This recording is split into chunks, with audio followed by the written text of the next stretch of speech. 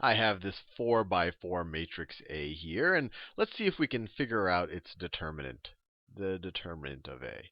And before just doing it the way we've done it in the past, where you go down one of the rows or one of the columns, and you notice there's no zeros here, so there's no easy row or easy column to take the determinant by. We could have gone down this row and do all the submatrices, but this becomes pretty involved. You end up doing 4 3 by 3 determinants, and then each of those are composed of 3 2 by 2 determinants. It becomes a pretty hairy process. Let's see if we can use some of the realizations we've discovered in the last few videos to simplify this process. Well, one of the realizations is that row operations, or if you subtract, let me write it this way. If you replace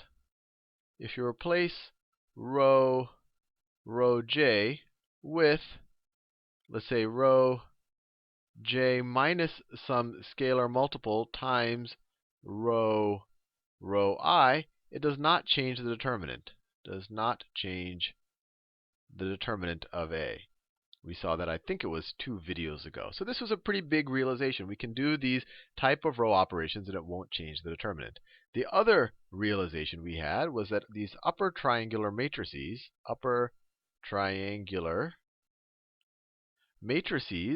you can figure out their determinant. So what does upper triangular look like? Let me just review it. The upper triangular, everything below the diagonal. So let's say the diagonal has, let me just draw its terms like that. These are some non-zero terms, or they don't have to be.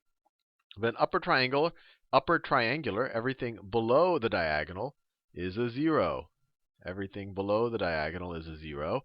And everything above the diagonal probably isn't a 0, but you never know. But they're non-zero terms. So all the red stuff here is non-zero. All the stuff in green is 0. And I didn't touch on it in that video, but there is also such a thing as a lower triangular. That you might have guessed how it looks. Everything above the main diagonal is 0. So this is the main diagonal right here, all the way down like that. All of these guys are going to be non-zero. All of that's going to be non-zero. And then the zeros are going to be above the diagonal, like that.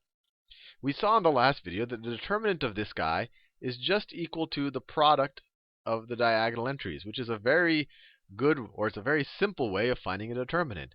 And you could use the same argument we made in the last video to say that the same is true of the lower triangular matrix, that its determinant is also just the product of those entries. I won't prove it here, but you can use the exact same argument you used in the video that I just did on the upper triangular. So given this, that the determinant of this is just the product of those guys, and that I can perform row operations on this guy and not change the determinant, maybe a simpler way to calculate this determinant is to get this guy into an upper triangular form and then just multiply the entries down the diagonal. So let's do that. So we want to find the determinant of A. So the determinant of A, let me rewrite A right here. It's 1, 2, 2, 1. 1, 1, 2, 4, 2, 2, 7, 5, 2, minus 1, 4, minus 6, 3. Now, let's try to get this into upper triangular form. So, let's replace the second row with the second, so I'm just going to keep the first row the same. 1, 2, 2, 1. And let's replace the second row with the second row minus the first row. The second row minus the first row is going to be equal to 1 minus 1 is 0. So in this case, the constant is just 1. So 1 minus 1 is 0. 2 minus 2 is 0. 4 minus 2 is 2. 2 minus 1 is 1. Now let's replace the third row with the third row minus 2 times the second row. So 2 minus 2 times 1 is 0. 7 minus 2 times 2 is 3. 5 minus 2 times 2 is 1. 2 minus 2 times 1 is 0. And then let me get a good color here. Do pink. Let's replace the last row with the last row essentially plus the first row. You could say minus 1 times the first row, which is the same thing as the last row plus the first row. So minus 1 plus 1 is 0. 4 plus 2 is 6. Minus 6 plus 2. Minus 6 plus 2 is minus 4. And then 3 plus 1 is 4.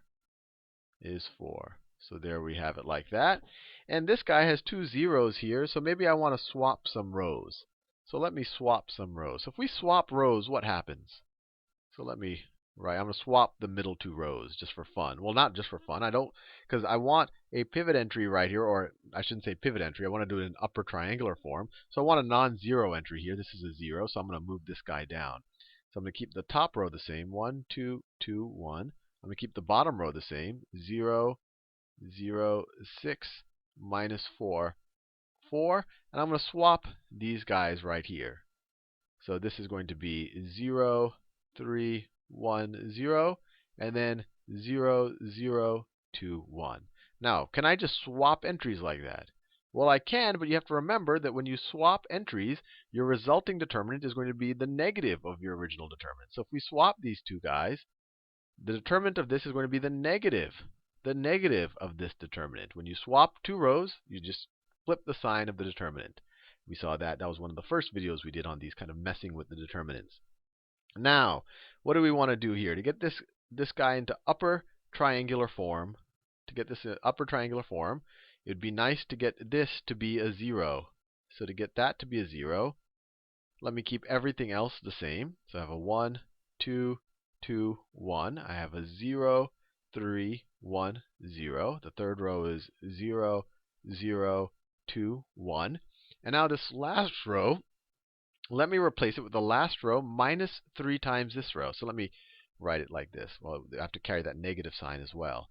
So I'm going to replace this last row with the last row minus 3 times, or this last row minus 2 times the second row. I want to zero it out. So 0 minus 2 times 0 is 0. 6 minus 2 times 3 is 0. Minus 4 minus 2 times 1 is minus 6. And then 4 minus 2 times 0 is just 4. We're almost there. Now we want to zero. What do we want to do? We want to zero this guy out. So let's replace this one. So I'm going to keep my top 3 rows the same again. And let me see if I can write it a little bit neater. So my first row is 1, 2, 2, 1. My second row is 0, 3, 1, 0. Fourth row is 0, 0, 2, 1. And I'm going to take the matrix. I haven't written the fourth row yet. And of course, the negative of this is going to be the determinant of our original matrix because we had swapped those rows. But let's replace this last row. Let's replace the last row with the last row plus 3 times the third row. So we get 0 plus 3 times 0 is 0. 0 plus 3 times 0 is 0. Minus 6 plus 3 times 2 is 0. 4 plus 3 times 1 is 7. And just like that, we have a determinant of a matrix in upper triangular form. So this is going to be equal to the product of these guys. So this is going to be equal to, can't forget our negative sign. Let's throw our negative sign out there and put a parentheses just like that. This is going to be the product of that diagonal entry. 1 times 3 times 3 times 2 times 7, which is 6 times 7, which is 42. 42. So the determinant of this matrix is minus 42, which was pretty fast. This was a pretty fast shortcut. And it actually turns out it tends to be computationally more efficient to use these takeaways to put things into upper triangular form first. And then, if you do swaps, you have to remember to make the determinant negative.